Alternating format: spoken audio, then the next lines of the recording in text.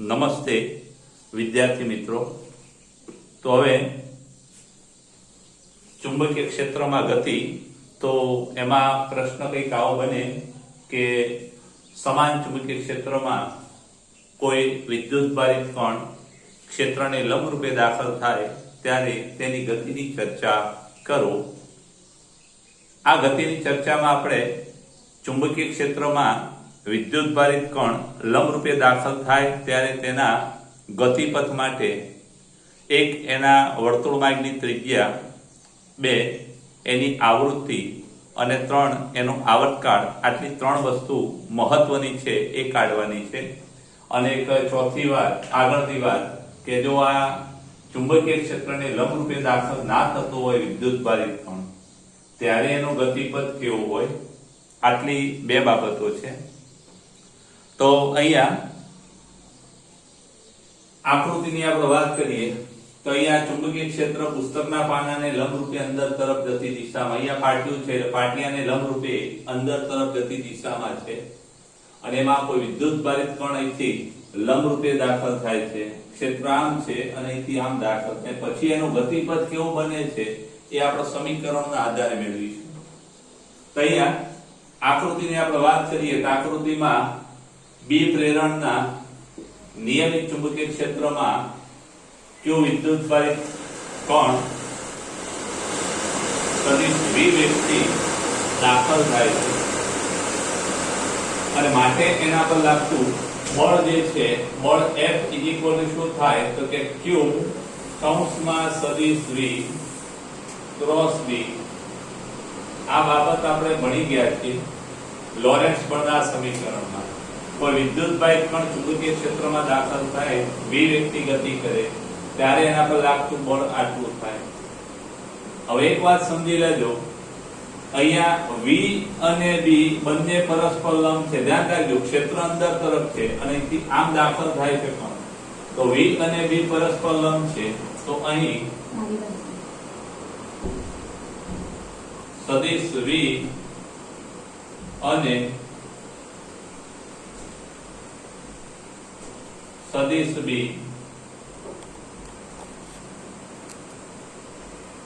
પરસ્પર લંબ છે અથવા હોવાથી આ બંને લંબ છે અને માટે આપણે એમ કહી શકીએ કે આ બળની દિશા કઈ હોય કે v અને b થી બનતા સમતલને લંબ। v અને b થી બનતું સમતલ એટલે કહ્યું કે વેગ આ દિશામાં આપણે લઈએ, ચુંબકીય ક્ષેત્ર આ દિશામાં લઈએ તો આ બંનેની લંબ દિશા એટલે અંગૂઠાવાળી દિશા થાય, એટલે બળ આ દિશામાં લાગે એટલે કે વેગને લંબ દિશામાં બળ લાગે। અને આપણે એવું ભણી ગયા છીએ ધોરણ 11 માં કે જ્યારે બળ છે એ વેગને લંબ હોય ત્યારે એ માત્ર વેગની દિશા બદલે, અને વેગની દિશા બદલે એટલે એની ગતિ કેવી હોય તો કે નિયમિત વર્તુળમય ગતિ। એટલે v અને b પરસ્પર લંબ હોવાથી અહીં કણ વર્તુળમય ગતિ કરે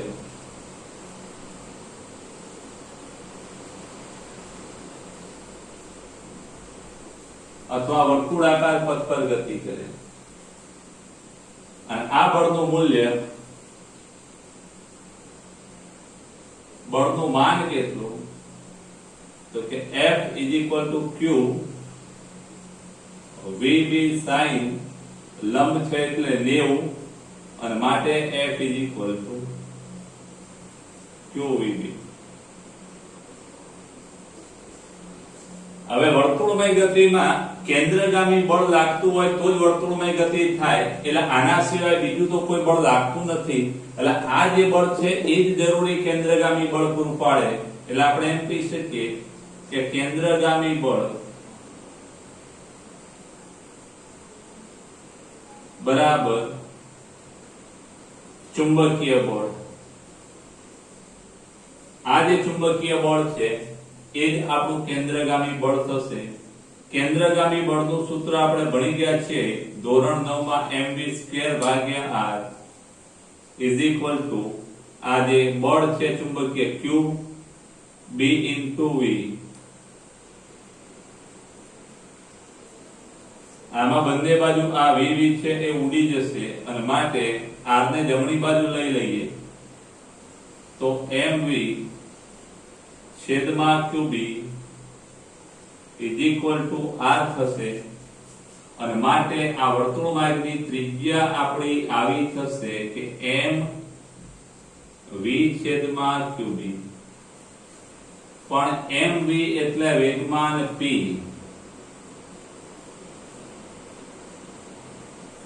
આવું આપણું સમીકરણ થાય. આ સમીકરણ નંબર આપણું આ 3. અહીંયા કારણ આપી દઈએ, કારણ કે વેગમાન P = m × v છે. તો આ સમીકરણ નંબર 3. આ R નું સૂત્ર મળ્યું એટલે કે જો B પ્રેરણના ચુંબકીય ક્ષેત્રમાં q વિદ્યુતભાઈ કણ લંબ રૂપે દાખલ થાય તેના વર્તુળ માર્ગની ત્રિજ્યા છે એ P ભાગ્યા QB અથવા MV ભાગ્યા QB હોય, જ્યાં Q વિદ્યુતભાર છે, M દળ છે, V એનો વેગ છે અને B છે એ નિયમિત ચુંબકીય ક્ષેત્ર છે. એટલે લંબ રૂપે દાખલ થાય ત્યારે આ વર્તુળ માર્ગની ત્રિજ્યાનું સૂત્ર છે. આ બહુ અગત્યનું સૂત્ર છે. ક્યાંક એવું પૂછાય કે વર્તુળ માર્ગની ત્રિજ્યાનું સૂત્ર મેળવો, B પ્લેનના ચુંબકીય ક્ષેત્રમાં q વિદ્યુતભાર કણ લંબ રૂપે દાખલ થાય તો વર્તુળ માર્ગની ત્રિજ્યાનું સમીકરણ મેળવો. તો આ સમીકરણ તમારે અહીંયા અટકી જવાનું. એના પછી નેક્સ્ટ વાત આવૃત્તિ. તો આવૃત્તિ અહીંયા R એ વેગમાનના સમપ્રમાણમાં છે. અહીંયા એક આપણને પરિણામ મળે છે કે R ચલે છે P. R છે એ વેગમાનના સમપ્રમાણમાં છે. જો તમે વેગમાન વધારો તો વેગમાનના વધારા સાથે એના વર્તુળ માર્ગની ત્રિજ્યા પણ વધશે, એટલે P વધે તો R પણ વધશે. હજુ આપણે આગળ V બરાબર R ઓમેગા આપણે ભણી ગયા છે. તો V R ઓમેગા પરથી ચાપ ગતિનું બહુ અગત્યનું સૂત્ર છે અને એ સૂત્રનો ઉપયોગ આપણે અહીંયા કરીએ તો R અથવા આ સમીકરણ લઈએ તો પણ ચાલશે. અહીંયા R m into V. V ની જગ્યાએ શું લખીશું? R into ઓમેગા અને ભાગ્યા QB. હવે માટે અહીંયા R ઉડી જશે, QB આ બાજુ લાવીએ તો QB અને ભાગ્યા MR. આ R અંશમાં છે એટલે QBR છેદમાં MR = ઓમેગા થશે. આ R ઉડી જશે એટલે ઓમેગા = QB ભાગ્યા M થશે. આ એક કોણીય આવૃત્તિનું સૂત્ર છે. આ બધા MCQ માં ઉપયોગી સમીકરણો છે, ખાસ યાદ રાખજો. હવે ઓમેગા બરાબર શું થાય? તો આવૃત્તિ ન્યુ અને આ એમાં એક સૂત્ર આપણે ભણી ગયા, ઓમેગા = 2π ન્યુ. અને માટે ન્યુ બરાબર શું થાય? તો કે ન્યુ = ω/2π. આવૃત્તિ એટલે કે આવૃત્તિ ન્યુ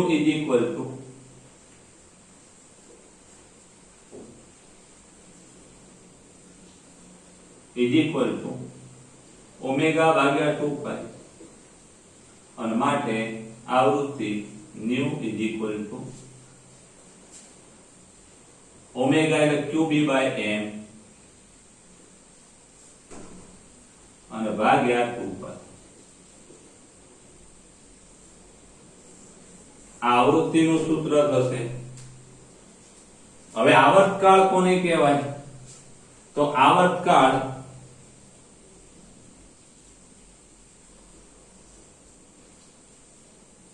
T બરાબર શું થાય? તો કે 1/ν આવૃત્તિના વ્યસ્તને આવર્તકાળ કહેવાય અને માટે T આનો વ્યસ્ત એટલે 2πm ઉપર આવશે અને ભાગ્યા q × b. આટલા આવર્તકાળથી ગતિ થાય. સમીકરણ નંબર 5 અને સમીકરણ નંબર 6. હવે આમાં એક વાત ખાસ યાદ રાખજો કે અહીંયા વર્તુળ માર્ગની જે આવૃત્તિ ન્યુ છે એ qb ભાગ્યા 2π m, મતલબ કે આ આવૃત્તિ ન્યુ વેગ v, ધ્યાન રાખજો આ ન્યુ છે અને આ વેગ v છે. ન્યુ અને વેગમાં થોડો ભેદ સમજજો. v માં આ પાક્યું થોડું ઓછું વાળેલું છે, ન્યુ માં થોડું વધારે વાળેલું. તો અહીંયા ખાસ ધ્યાન રાખજો કે અહીંયા આવૃત્તિ છે વેગ પર આધાર રાખતી નથી, એટલે કે વર્તુળમય ગતિની કોણીય આવૃત્તિ અથવા તો આવૃત્તિ અથવા આવર્તકાળ એ એના વેગ પર આધાર રાખતો નથી, વેગ કે વેગમાનથી સ્વતંત્ર છે. અને આ બે સમીકરણો એક વર્તુળમાર્ગની ત્રિજ્યા વેગમાનના સમપ્રમાણમાં અને એનો આવર્તકાળ છે એ વેગમાન પર આધાર નથી રાખતો. આ બે બાબતોનો ઉપયોગ કરી અને સાયક્લોટ્રોનની રચના બનાવવામાં આવે છે અને માટે રચના કરવામાં આવે છે, એટલે કે સાયક્લોટ્રોન આ બે સમીકરણો પર કામ કરે છે અને માટે આ જે સમીકરણો મેળવ્યા એને સાયક્લોટ્રોનનો સિદ્ધાંત પણ કહેવામાં આવે છે. એટલે સાયક્લોટ્રોનનો સિદ્ધાંત સમજાવો કહેતો પણ તમારે. હવે અહીંયા મિત્રો ખાસ ધ્યાન રાખજો કે ચુંબકીય ક્ષેત્રને લંબરૂપે વિદ્યુતભાઈ કણ દાખલ થાય છે અને ચુંબકીય ક્ષેત્રને લંબરૂપે વિદ્યુતભાઈ કણ દાખલ થાય છે ત્યારે એનો કોઈ ઘટક ચુંબકીય ક્ષેત્રની દિશામાં મળતો નથી. પણ જ્યારે વિદ્યુતભાઈ કણ છે એ ચુંબકીય ક્ષેત્ર સાથે અમુક ખૂણે દાખલ થાય ત્યારે કેવી પરિસ્થિતિ હોય, અથવા આ વેગનો ચુંબકીય ક્ષેત્રની દિશાનો ઘટક હોય ત્યારે શું થાય. તો આકૃતિ b ની આપણે વાત કરીએ. આ સાયક્લોટ્રોનમાં આટલી જ વાત આવે છે, અહીંયા સાયક્લોટ્રોનના સિદ્ધાંતમાં વાત આટલી જ આવે છે. હવે એક અલગ સૂત્ર છે પેચ અંતર. આ ખાસ તમારે ક્યાંક MCQ માં પૂછાય તો એના માટે આ બહુ મહત્વની વાત છે, ખાસ ધ્યાન રાખજો. તો હવે ચુંબકીય ક્ષેત્ર આ દિશામાં છે અને પેલો ચુંબકીય ક્ષેત્ર આમ હતું અને કણ આમ દાખલ થયો, એટલે એની ગતિ કેવી થઈ વર્તુળમય. પણ હવે ચુંબકીય ક્ષેત્ર આપણે આ દિશામાં લીધું છે અને એને લંબ રૂપે કોઈ વિદ્યુતભાઈ કણ દાખલ કર્યો હોત તો એ વર્તુળમય ગતિ જ કરે. પણ અહીંયા લંબ રૂપે આપણે દાખલ નથી કરતા, ચુંબકીય ક્ષેત્ર સાથે અમુક કોણે દાખલ. ક્ષેત્ર આમ છે અને આપણે ચુંબકીય ક્ષેત્ર સાથે અમુક કોણે વિદ્યુતભાઈ કણને દાખલ કરીએ. અમુક કોણે વિદ્યુતભાઈ કણને દાખલ કરવામાં આવે તેના બે ઘટક મળે. એક લંબ દિશા, ચુંબકીય ક્ષેત્રને લંબ દિશાનો ઘટક અને બીજો ચુંબકીય ક્ષેત્રની દિશાનો ઘટક. એમાં જે દિશા ચુંબકીય ક્ષેત્રની દિશામાં તો કોઈ બળ લાગતું નથી અને માટે ચુંબકીય ક્ષેત્રની દિશાનો જે ઘટક છે એ બદલાશે નહીં. એટલે અહીંયાથી જો દાખલ કરવામાં આવે તો આ વર્તુળમય ગતિ એનો પથ આવો થશે. અહીંયા એનો વેગ આપણે અહીંયા બતાવેલો છે ચુંબકીય ક્ષેત્ર સાથે અમુક ખૂણે. માનો કે આ તો ચોપડી છે નહીં, પણ માનો કે આ ખૂણો θ લીધો હોય તો આ એક ખૂણો બનાવતો ઘટક મળે, બીજો એને લંબ દિશાનો ઘટક મળે બેને. તો આમાં લંબ દિશા સમાંતર દિશાનો જે ઘટક છે એનું મૂલ્ય બદલાતું નથી, એ અચળ રહે છે. પણ લંબ દિશાનો ઘટક છે એ વર્તુળમય ગતિમાં કામ આવે છે. એટલે અહીંયા જે કઈ વર્તુળમાર્ગની ત્રિજ્યા આવે છે એમાં mv, પણ એમાં કયો v વપરાશે કે mv લંબ. આ જરા ખાસ યાદ રાખજો કે આકૃતિ b માટે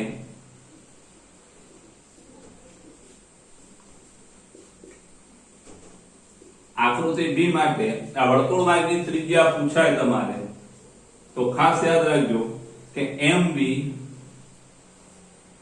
ભાગ્યા qb.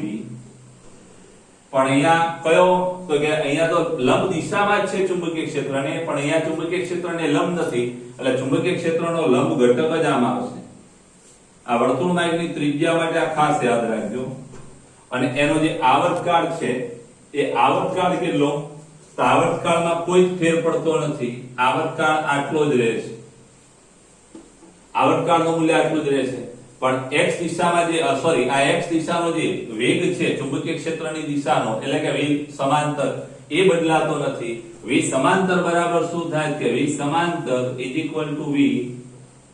sin θ આપણે કહી શકીએ. ખૂણો બનાવતો ઘટક એટલે cos θ કહી શકીએ.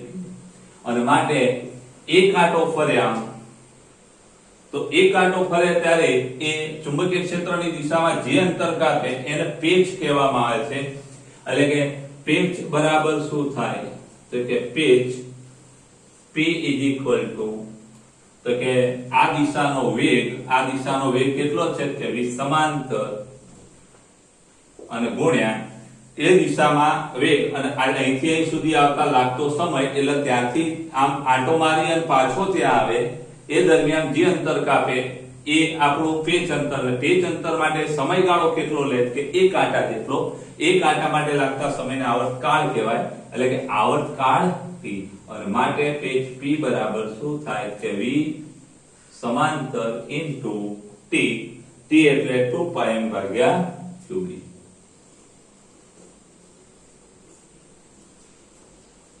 આ સમીકરણને આપણે આ રીતે પણ દર્શાવી શકીએ. પેજ P V સમાંતર ની જગ્યાએ V cos થીટા એટલે 2πm V cos થીટા અને ભાગ્યા qb. ખાસ ધ્યાન રાખજો, આ તમારે પૂછાય પેજ અંતર તો MCQ માટે ખાસ યાદ રાખજો આ સમીકરણ. આ સમીકરણ નંબર આપણું આ. મિત્રો સાયક્લોટોન નો સિદ્ધાંત તો અહીંયા આ સિદ્ધાંત પર કામ કરે છે. આ બે સૂત્રો ખાસ યાદ રાખજો. તમારે આ થિયરી આખી બુક્સ વ્યવસ્થિત સ્ક્રીનશોટ લઈ ઉતારી દેવાની અને એક વસ્તુ ખાસ યાદ રાખજો કે એક આ સમીકરણ તમે ખાસ તૈયાર કરી દેજો. એક આ બહુ મહત્વનું છે, MCQ આના આધારે બહુ આવે છે. પછી એક બીજું આના આધારે પણ આવડે એટલે આવડે, ત્રીજું અને આ ચોથું, આ પાંચમું અને આ પૂછાય તો આ આપણા સિલેબસમાં આ કે મતલબ કે આનો ઉપયોગ ઓછો છે પણ પૂછાય તો, અને આ પેચ અંતરનું સૂત્ર. આ ખાસ આટલા સૂત્રો તમારે અલગ આ થિયરી લખ્યા પછી આ જે મેં ખરા કરેલા છે એ સૂત્રો તમારે લખી દેવાના અને એ સૂત્રો જે એક પેજ પર લખવાના એ સૂત્રો ખાસ તમારે તૈયાર કરી દેવાના. સ્ક્રીનશોટ લઈ ઉતારજો. હવે સંયુક્ત એવા વિદ્યુત અને ચુંબકીય ક્ષેત્રમાં ગતિ એ ટોપિક આગળ પણ આવી ગયો છે કે વિદ્યુત અને ચુંબકીય ક્ષેત્રમાં કોઈ વિદ્યુતભાઈ પણ ગતિ કરે તેના પર ચુંબકીય અને વિદ્યુત ક્ષેત્રના બે બળ લાગે અને એ વાત આપણે ભણી ગયા. હવે આપણે એની વાત અહીંયા જરા વેગ પસંદગીકાર એટલે કોઈ વિદ્યુતભાઈ પણ છે એ પરસ્પર લંબ એવા વિદ્યુત અને ચુંબકીય ક્ષેત્રમાં લંબરૂપે બંનેને લંબરૂપે દાખલ થાય ત્યારે એનો વેગ કેટલો હોવો જોઈએ કે જેથી કરીને એનું વિચલન ના થાય, એટલે કે સીધી રેખામાં ગતિ કરી શકે. એના માટે વેગ પસંદગી માટે એટલે કે એના વેગના પસંદગી માટે વિદ્યુત ક્ષેત્ર અને ચુંબકીય ક્ષેત્રના મૂલ્યો કેટલા હોવા જોઈએ તો આપણે એવું ભણી ગયા. ખાસ ધ્યાન રાખજો અહીંયા કે ધારો કે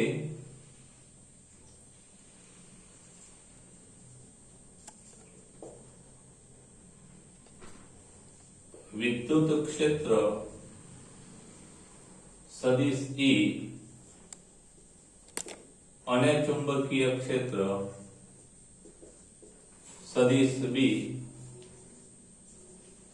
માં Q વિદ્યુત ભારિત કોણ V વેગથી દાખલ થાય અથવા તો ગતિ કરે છે. અને માટે એના પર લાગતું બળ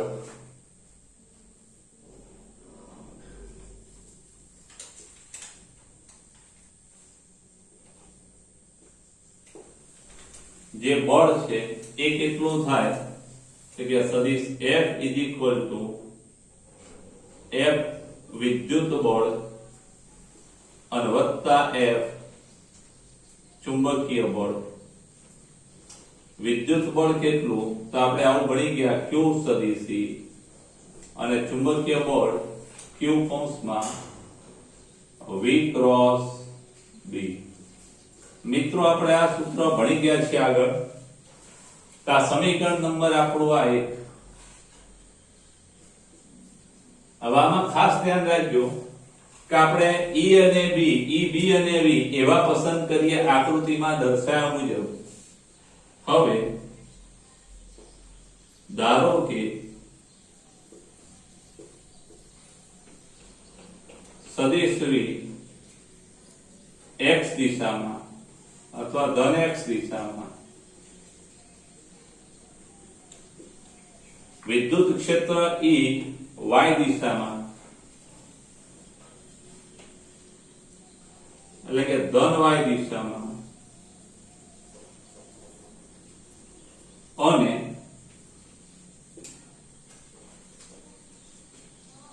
ચુંબકીય ક્ષેત્ર બી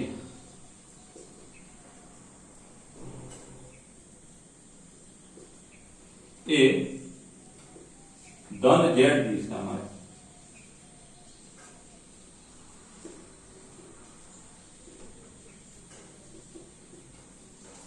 હવે આકૃતિમાં દર્શાવ્યા મુજબ જો આ દિશાઓ પસંદ કરવામાં આવે તો પરિસ્થિતિ શું થાય જરા જોઈ લેજો કે માટે બળ Fe બરાબર શું થાય કે બળ Fe q ગુણ્યા સદિશ E અને q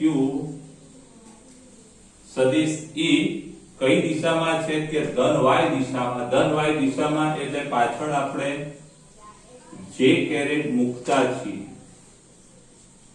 એ જ રીતે FB બરાબર શું થાય કે FB q કૌંસમાં સદિશ V ક્રોસ B q સદિશ V કઈ દિશામાં છે વેગ ધન x દિશામાં એટલે V ની પાછળ આપણે I કેરેટ મૂકવો પડે ક્રોસ ધન x દિશાનો એકમ સદિશ ક્રોસ B કઈ દિશામાં છે કે B z દિશામાં છે અને z દિશાનો એકમ સદિશ k કેરેટ થાય અને માટે FB બરાબર શું થાય તો કે FB સદિશ q VB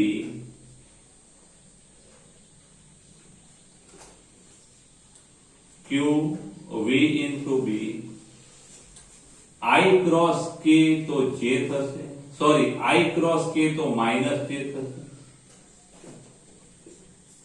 આપણે એવું ભણી ગયા આ k ક્રોસ I હોય તો j થાય અને I ક્રોસ k છે તો માઈનસ j થશે અને માટે આ બળ FB શું થશે ચુંબકીય બળ મેગ્નેટિક ફોર્સ તો કે માઈનસ QVB j કેરેટ થાય. આ સમીકરણ નંબર આપણું આ 3. ખાસ ધ્યાન રાખજો આ સમીકરણ આ પરિસ્થિતિ માટે એટલે કે V ધન x દિશામાં હોય E ધન y દિશામાં હોય અને V ધન z દિશામાં હોય આ પરિસ્થિતિમાં આપણે સમીકરણ 1 આ રીતે લખી શકીએ કે પરિણામી બળ સદિશ F શું થશે તો F Fe તો q is j caret q into is j caret અને FB તો minus qVB j caret minus q VB j caret થાય અને માટે બળ F q કોમન કાઢીએ કૌંસમાં સદિશ E minus q બહાર કાઢ્યો VB અને કૌંસ બાર j. આ બંને બળોની દિશા પરસ્પર વિરુદ્ધ છે. એક j કેરેટ એટલે ધન y દિશામાં અને બીજો માઈનસ j કેરેટ એટલે ઋણ y દિશામાં. અને જો E અને B એવા પસંદ કરવામાં આવે સમીકરણ નંબર 4 જો સદિશ E અને સદિશ B એવા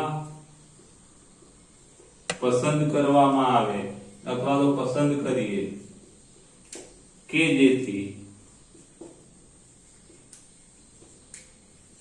વિદ્યુત બળનું મૂલ્ય એ ચુંબકીય બળના મૂલ્ય જેટલું થાય અને વિદ્યુત બળનું મૂલ્ય ચુંબકીય બળના મૂલ્ય જેટલું થાય ત્યારે બંનેના મૂલ્યો સમાન થાય વળી પરસ્પર વિરુદ્ધ દિશામાં તો છે જ અને માટે આપણે એમ કહી શકીએ કે ત્યારે બળ F શું થાય કે 0 થાય. ખ્યાલ આવી ગયો FE કારણ આ જેટલા QE ધન z દિશામાં ધન y દિશામાં જેટલું મૂલ્ય મળે એટલું જ ઋણ y દિશામાં મળે અને માટે બંનેનો સરવાળો શું થાય? શૂન્ય થશે.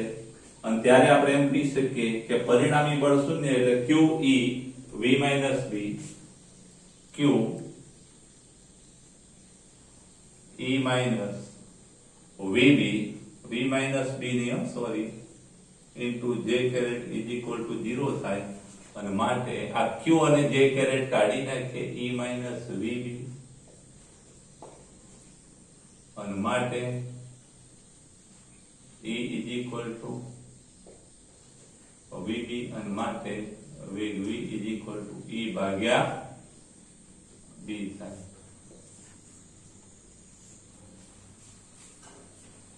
મિત્રો આ એક અગત્યનું સૂત્ર છે. સમીકરણ નંબર આપણો આ 4.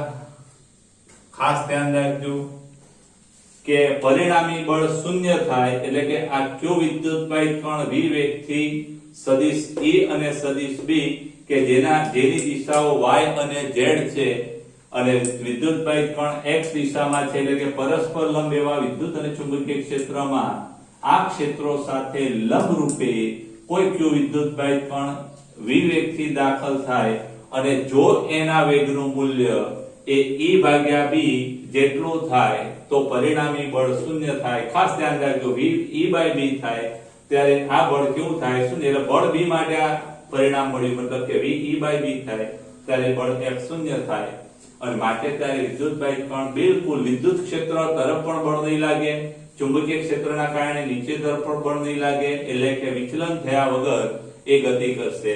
એટલે કે આમ જ્યારે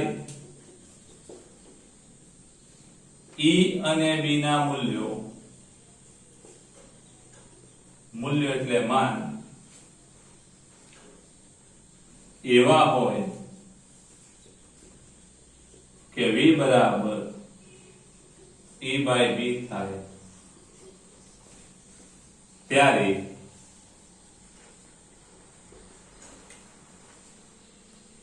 Q વિદ્યુતભાર વિચલન અનુભવતો નથી.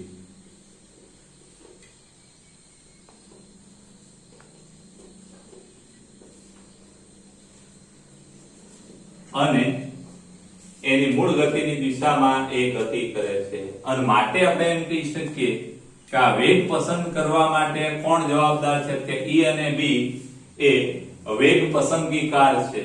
આમ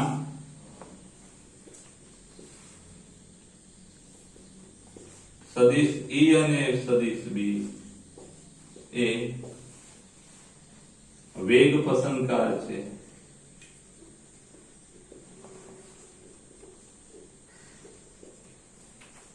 અને આ સૂત્રનો ઉપયોગ કરી સમાન વિદ્યુત અને સમાન ચુંબકીય ક્ષેત્રમાં પરસ્પર લંબ એવા સમાન વિદ્યુત ક્ષેત્ર અને સમાન ચુંબકીય ક્ષેત્રમાં આવા વિદ્યુતભાઈ કણને દાખલ કરી અને આપણે વિદ્યુતભાર Q અને એના દળનો ગુણોત્તર મેળવીએ છીએ અને એ સામાન્ય રીતે સમાન તો કે માસ સ્પેક્ટ્રોમીટરમાં ખાસ ધ્યાન રાખજો માસ સ્પેક્ટ્રોમીટરમાં આપણે Q/m શોધવા માટે આનો ઉપયોગ કરીએ છીએ. માસ સ્પેક્ટ્રોમીટર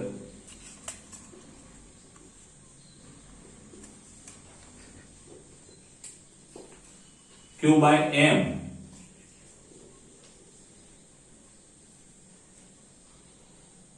શોધવા આનો ઉપયોગ થાય.